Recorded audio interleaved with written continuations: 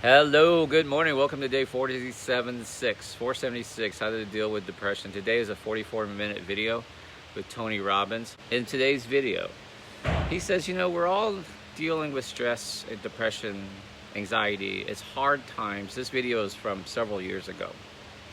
And I'm going to tell you, I'm going to just kind of talk about the first parts a little bit. Next tip. He said, what is the most powerful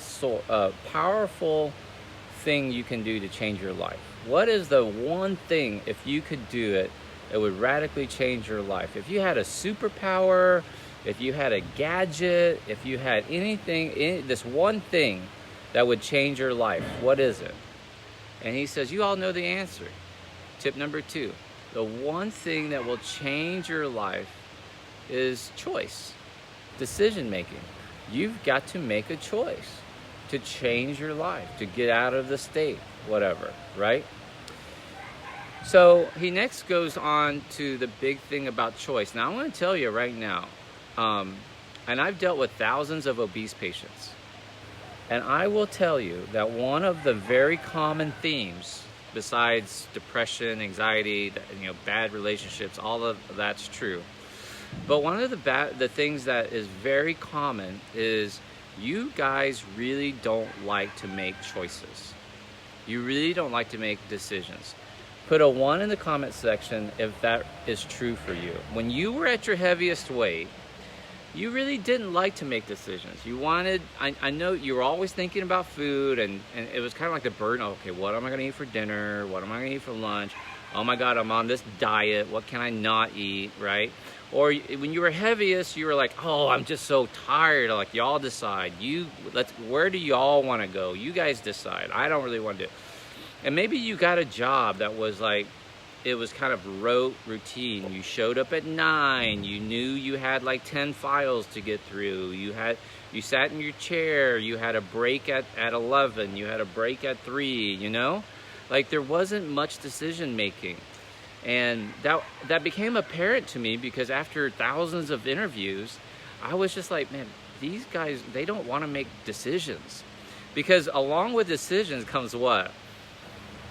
Accountability.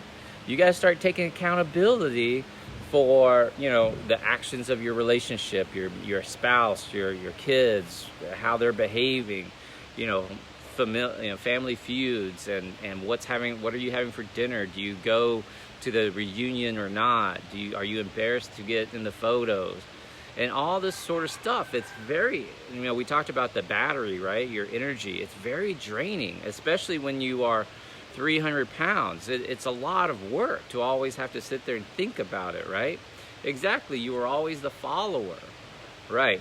So it's one of the first things that really resonates with this bariatric community is like, I gotta motivate y'all to start making a choice. And so what are the 3 things that Tony Robbins talks about? They're super powerful right here. Number 1, he says, you are choosing what to focus on. This is big tips, guys. You are choosing. I'm going to talk about the 3 choices that keep you stuck, that causes depression, anxiety, that is giving you the life that you're currently living. You choose what to focus on. Now, we talked about this yesterday about depression being my familiar friend, my old familiar friend. Glenn Wasmer had a nice one that said, depression is like a warm bath, very easy to get into, very hard to get out of, right? But at the end of the day, when I had the blues, I was choosing what to focus on. I was choosing to focus on the fact that they didn't invite me to dinner, that my friends were going out without me, that they were talking behind my back, they were saying that I was mopey or moody or difficult, which was probably fucking true. But I was focusing on that. I was focusing on the faults and the wrongs. Some people right now are focusing on the economy. Some people are focusing on unemployment, loss of jobs, my lazy son-in-law who won't go back to work because he's making more money with the benefits. But I keep telling him the benefits are running out. But I have till September. And then lo and behold, here in the news, you know, they're stopping it next month in June or July 1st or July 4th. And he's like, oh shit, I need a job. Well, I fucking told you, right? I'm focusing, you choosing to focusing on negative things, exactly what you can't do, the heat. Some people are still fucking focusing on the election, which was last November. It's almost done. That was 6, 7 months ago. So we're what you get to choose what you focus on. Now, a lot of people focus on what's hard. It's too hard to eat healthy. It's too hard. I don't have enough time. So they focus on the negative things. They focus on all the reasons why they can't. They focus on like, you know, I don't want to be on a diet. Don't be on a diet. Choose. Because what you're choosing is what you're getting. They're focusing on the hard times. They're focusing on what's wrong. Oh, fucking coronavirus. Oh, once this opens up, once this pandemic is over, right? So you get the idea. Your first choice is to choose what to focus on. Next one, your next choice that Tony Robbins talks about, next one, is you get to choose the meaning behind that choice. You know, you get to choose the meaning of what it is you're focusing on. You get to choose the meaning of what you were focusing on. So when I was in college and I went through that 2 weeks of depression where I didn't want to get off the couch and I watched nothing but The Godfather for 2 weeks, I was focusing on the fact that I felt like no one liked me. So I focused on the fact that they went to dinner without me. And the meaning that I gave that was that they didn't like me, that they were judging me, that they were talking about me, that I was not likable, I was not worthy, I was not lovable, I didn't know what I was doing. It was the meaning, right? A lot of you, listen to me, lean back. A lot of you are struggling with your marriages, your relationships. And that's because you're giving a lot of meaning to the situation. I'll give you a couple. I love you. I tough love you. But you might stay in your relationship because you might say, I don't want to be a failure in my marriage. This is my second marriage. This is my third marriage. You're giving meaning to it, right? Like I have stepkids that have come to call me mom. And therefore, again, I'm going to be a bad mom if I leave this abusive relationship. I'm letting down the kids. You're putting a lot of meaning to this. It goes against my religion. It goes against my cult. It goes against my beliefs. It goes against my Republican dad will be angry. My Democrat mom will be upset. You know, what will my bosses think? What will my coworkers think? You're putting a lot of meaning behind it, right?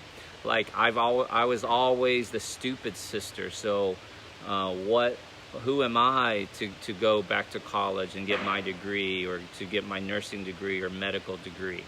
You're choosing the meaning behind the focus. Does that make sense what I'm saying? If I go for that promotion, does this mean I can't be friends with my coworkers? Like I can't have lunch with them anymore. I'm their boss now. Like you're putting a lot of meaning behind that. So I want you to think about like, what are you putting the meaning on, right? For a long time, like, and I'm still working through it. Like I have a lot of meaning behind my finances. I grew up very poor, the immigrant story. My dad, I'm making a lot more money than my dad ever did now. I think part of the reason why I lost it the first time was I was trying to not do what he did. I was like, I was trying to do what he did by making money through real estate, which is what he did. He told me, Duc, you need to just focus on being a doctor. You have a very special thing there. Don't worry about the real estate. And I was like, no, Dad, like I never want to count on medicine to make my money. I can do this. You did it. I told him. He's like, but you're going to be really busy as a surgeon and doctor. And I said, I said, but no, I know how to do this. You did it, and you didn't know the paper, the language. I know the language. I had read Rich Dad, Poor Dad. I read Rich Dad, Poor Dad, so I thought I was hot shit, right? I'd read all these real estate books and the Carlton Sheets course and stuff like that. I thought I was hot shit. But reality is, for all of my knowledge, it paled in comparison to the wisdom of my father. I'll say that again. For all of the books and online courses and things that I had ordered and read, my knowledge about real estate paled in comparison to my father's wisdom. Duc, just focus on being a doctor. You have time later to do real estate. He never said, I'll help you or I'll show you or we can do it together. Maybe that's what I needed him to say. Maybe if he had said, Duc, just make a lot of money and then, we can use your employment status, your job status, your bank stubs to purchase real estate, But instead, he was like anti that. He was kind of like, no, don't do that. You've made it. You got something big. You don't need to be like me and like cleaning out toilets and unclogging like clogged pipes and stuff. And I was like, no, I've read this book. I know I can hire people to do that sort of stuff. He goes, yeah, but once you hire them, you've lost, you've lost the profit for the month. He said if a kid breaks a window, and this was when I was younger, he says a kid breaks a window, I hire someone to repair it, it costs me $200, there goes my profit. But if I learn how to repair that window pane, it costs me $50, and I can keep my 150. And that's how he handled it. He did all his own repairs, and I was like, no. I read this book, and you have to scale up bigger. I'm going to have more units. I'm going to have a whole team. I'm going to have all this sort of stuff. He said, all right, whatever. And that's kind of how we left it. And who was right? I don't think it's a matter of right or wrong. I think it's just, there's different ways of doing things, right? I might not be here if I hadn't gone through that, So first thing is you get to choose what you focus on. The second thing is you get to choose the meaning you give what you focus on. And number 3 is the most important one, which is you get to choose what to do about it. And that's the part that will change your life. You get to choose what to do about it. I'm going to tell you, for 2 weeks on the couch, I chose to sit on the couch and watch The Godfather. And then after 2 weeks of not bathing, barely brushing my teeth, not going to classes, not doing any assignments, not turning in any work, I chose to get up off the couch, call my dad, and ask him for these 2 Vietnamese dishes, canh chua cá kho, and say, Dad, how do you cook this? And I went out to the grocery store. I was like, I better brush my teeth. Went to the grocery store, bought the stuff I needed, made those dishes. The soup was horrible. I put way too much vinegar.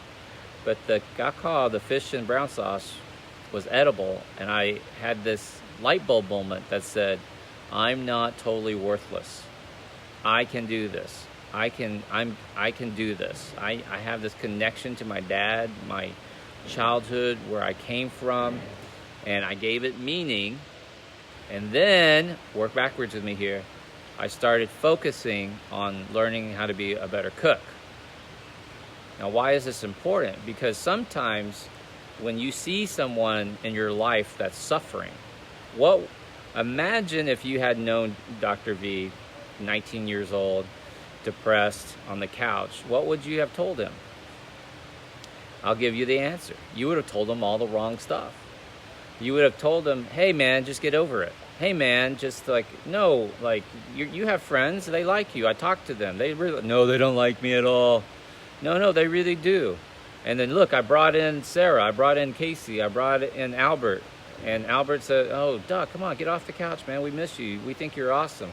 They could have come to me and told me, what are you doing? We miss you. Like, yeah, oh, that was a misunderstanding. We meant to invite you to the party and we just totally forgot or whatever. I would have been mopey. I wouldn't have heard. I would have said, no, fuck y'all, you know, go away. As a loving parent, you would say something like, son, you need to take a shower. You need to go to class. Your grades are suffering, right? This is all the stuff you would tell someone in that situation. It's all the wrong fucking shit. What I had to do was decide to try to cook 2 Vietnamese dishes, and then I gave it meaning that this is my roots. I was going back to my roots. I was reconnecting to my family and my heritage. That's the meaning. And then I focused on becoming a cook. Like, focused on, if I could make this, I can make the sour soup. So the very next day, literally the next dinner, I went out, bought the same ingredients, and made that soup, knowing, don't put as much vinegar in. Because I called my dad, I was like, it was really bad. He goes, you put in too much vinegar. I said, okay, put in less vinegar. It was edible. My roommate came home. I forgot this part of the story. My roommate came home, and I said, hey, try these dishes. I made these 2 dishes.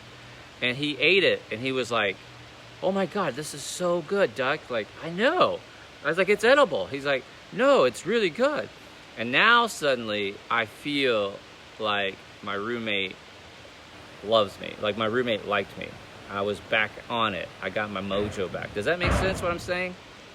But anyone on the outside trying to give advice, they wouldn't get it. Well, what do I do then, Dr. V? I have this loved one like that. I have this sister like that. What do I do for them? And Tony Robbins, this is the part where I don't like Tony Robbins. His main thing is, if you want to get over depression, anxiety, and stress and this sort of stuff, he says what you have to do is to control your state. So if you find yourself depressed or anxious or worried, the best thing you can do is control your state. And that's his whole thing in a nutshell. He teaches people how to control their state, their energy level. He teaches them how to manage it. Like he talks about like helping Andre Agassi. How did you behave when you were on top of the world? And look at how you carry yourself now that you're losing. But here's my problem. Imagine I could go back and I look at I have all this wisdom of Tony Robbins, and I see my 19-year-old self on the couch, and I looked at him and I said, little Duck, if you want to get off the couch, yes, I want to get off the couch. I want to feel better about myself. And the guru, myself, my older self, whatever, says, son, you need to just control your state. What the fuck does that mean? Who understands what I'm saying? So everybody who loves Tony Robbins goes, yeah, man, control your state. You got to control your state. You got to get happy. You got to jump up. You got to rah-rah. You got to beat yourself. You got to do the Superman stance. You got to, Wonder Woman stance, your comic stance. Like, do it. Dude, if I told my 19-year-old self, control your state, he would be like, what the fuck are you talking about, man? Get up, get out. Like, no, I want to sit here and watch Godfather. You're interrupting me. Who understands what I'm saying? This is where the self-help, the reading the books, the going to conferences things, this is where it's not practical in the moment. Who understands what I'm saying? It's not practical in the moment. So, let me give you the final tip and we're going to be done. So, give me an amen. Joe says you're right. Give me an amen if you agree with what I just said there. Like, the tip is great. Tony Robbins, you got to control your state. I love it. Yes, control my state. But in the moment, you fucking can't break through. You can't get that person off the couch. You can't get antidepressed. Right? Exactly. Easier said than done when you feel down. So give me an amen if you agree with what I just said there. And you're like, oh my God, aha, you're totally right.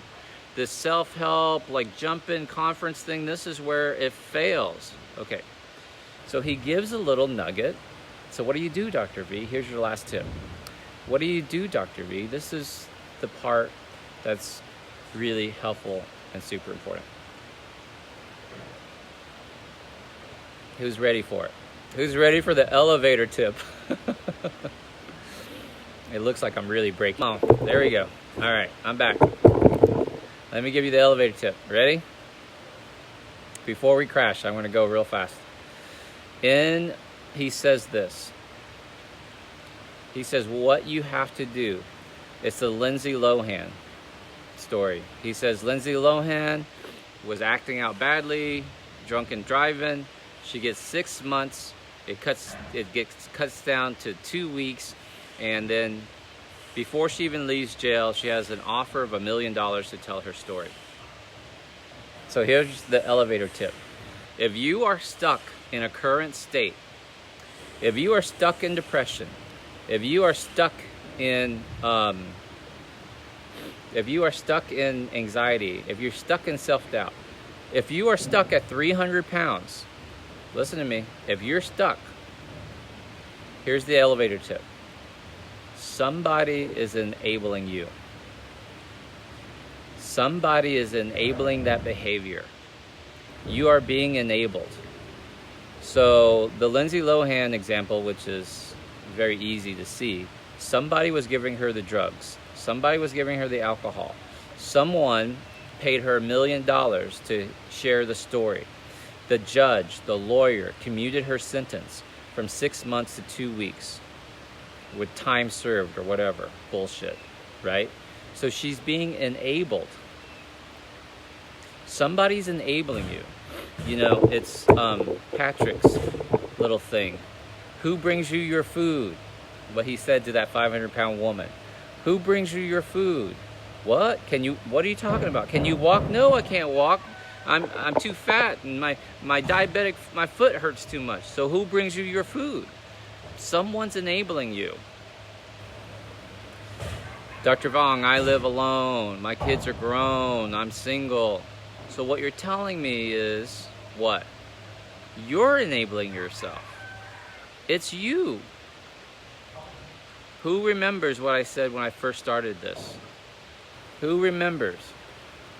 Out of helping thousands of people, one of the things that I've learned is this. You guys have trouble making decisions. Yes? You guys all said, amen, yes, number one, that was me. I have trouble making decisions. So now you got to decide. People want to eat. People want to grocery shop. People want to go do shit. So what's happening? Now people are making decisions for you. My enablers. They're bringing in junk food, Dr. V. They're bringing in soda, Dr. V. My grandbaby's visiting. I've got to have junk food, got to have candy. They bring in their ice cream sandwiches. My son is visiting for this week, so I've got to give him his favorites. You know, Chef Boyardee, and he wants pasta, and he wants cereal. He wants all this junk food. Really? This is a harsh truth. When you can sit there and say, I am being enabled. That's elevator tip number one. I am being enabled. Bonus tip number 2. Who is enabling me? Who is enabling me? It's my fucking mother. Oh, honey, I know it's hard. It's my best friend. Yeah, I know. You know, diets are hard. You've been so good, and let's just go out. Let's just celebrate. Like, I brought you your favorite, pecan pie. It's your aunt. Who is enabling you? Bonus tip. Motherfucker. It's me. Motherfucker, it's me. See, I was the one who thought $20,000 a month is a lot of money, because that's what my dad was at. So if my dad is at $20,000 and I make $20,000, then, what's the big deal? Then I realized that's not the whole story. My dad's houses were paid off. He had taxes. He had his accountant pay quarterly taxes so he didn't have a big tax bill at the end of the year. So his 20,000 was free and clear. My 20,000 is not free and clear. My 20,000 is really only 10,000. No wonder. I have these blocks. I enable myself to say, hey, I grew up a poor immigrant child.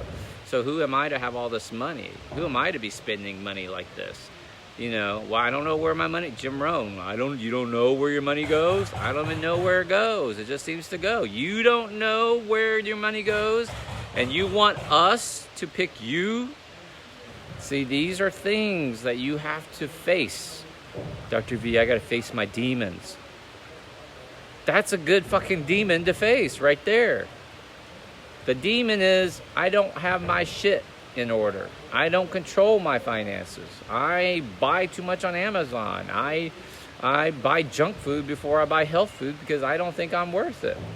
I don't do what I'm supposed to do. I do give in. I do. First of all, if you want your life to change, just look around your life and get rid of all the enablers.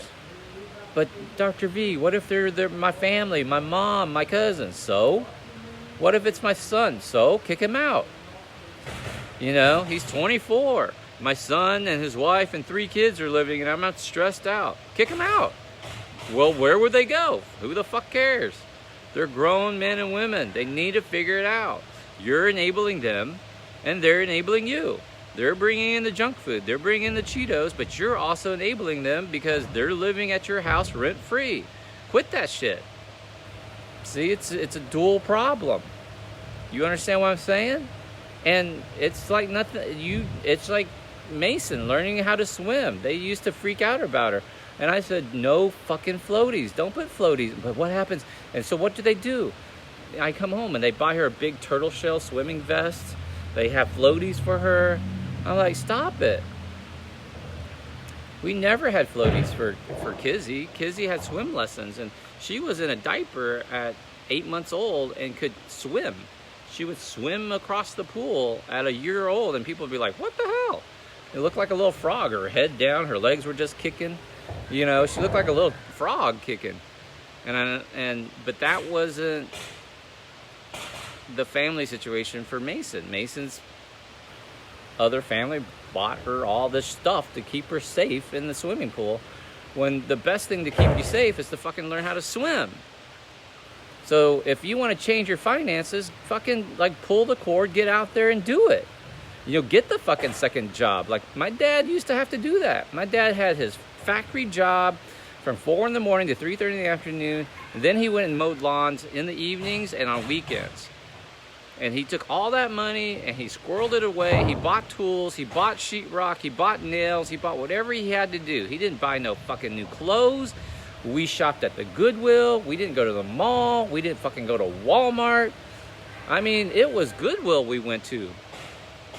That's what you have to do. And 2 years, I did the math the other night. I was like, when did we buy that house? My brother came over when I was 9. I came over when I was 6. My brother came over when I was in 3rd grade, and I know we were at that house. I think my uncle came over. We were already at the house. So I figured, dude, my dad bought our first house that we lived in, the house I grew up in as a kid, 2 years after coming over to the United States. 2 years, guys, after coming over to the United States, not knowing anyone, not speaking the language, can't do anything, can't read anything, not having a job. 2 years later, my dad bought our childhood house. It wasn't a big house. It wasn't a fancy house. It was 3 bedrooms, 2 bathrooms.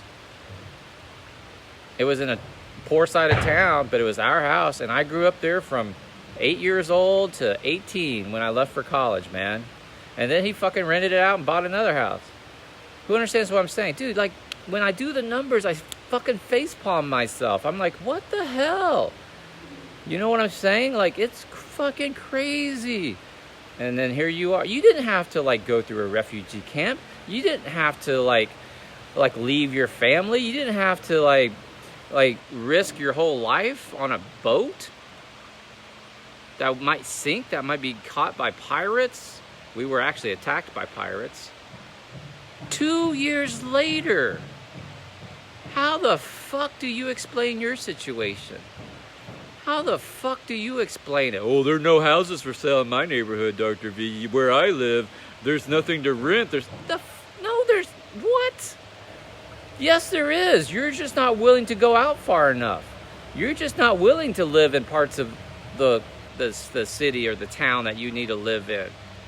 It's totally possible. If one of us can do it, we all can do it. If my dad can do it, we all can do it. If one of us hit goal weight, you can hit goal weight. If one of us left a horrible marriage and now found the love of their life, we all can do that. If one of us overcame 2 cancer diagnoses, you can overcome your 1 cancer diagnosis. If one of us, kid got over drug addiction, your kid can get over drug addiction. If one of us can do it, we all can do it. Who is enabling you? That's what you have to understand. Who was enabling Dr. V on the couch when he was depressed? No fucking professor called on me to check on me. No fucking university official came and said, what's going on with you? Nobody said, hey, you might want to call this counselor. You might want to, there was no mental health. There's nothing. I just slept on the couch. No, I was enabling me. My dad didn't call. We didn't really talk on the phone. We didn't grow up that way. I didn't have really other friends or family. The whole situation was enabling me. My roommates were enabling me. They just walked right past me, ignored me. Of course, what else was I going to do? They couldn't say the right things. They couldn't take the action, decide the meaning, decide what to focus on. Day 476, is it a keeper? Do you love it?